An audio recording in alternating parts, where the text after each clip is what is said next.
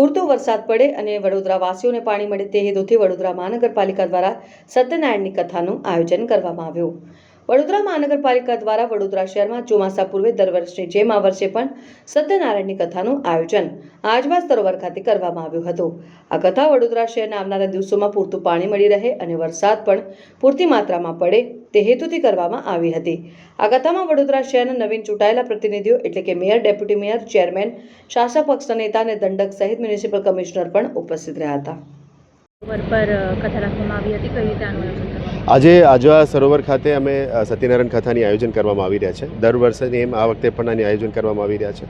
આપ જાણો છો કે આ કથા વરુણ ભગવાનને પ્રાર્થના કે વડોદરા શહેર માટે અને વડોદરાની આજુબાજુના જે સ્ત્રોત છે આપણા માટે ત્યાં કેચમેન્ટ એરિયામાં સારી રીતે વરસાદ થાય, જેથી કરીને પીવાના પાણી આવતા એક વર્ષ માટે કંઈ ઇસ્યુ ના થાય।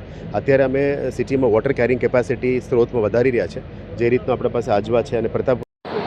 વડોદરા મહાનગરપાલિકા દ્વારા દર વર્ષે આજવા સરોવર ખાતે ભગવાન સત્યનારાયણજીની પૂજા, પ્રાર્થના અને કરવામાં આવે છે। મેયરશ્રીના અધ્યક્ષસ્થાને આજે ભગવાનની પૂજા અત્યારે હાલમાં ચાલી રહી છે।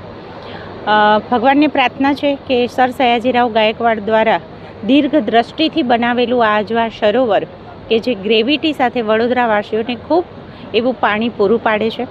સાથે આપણે ઘણા બધી જગ્યાએથી પાણી પણ લઈને વડોદરાવાસીને પાણી પૂરું પડતું હોય છે।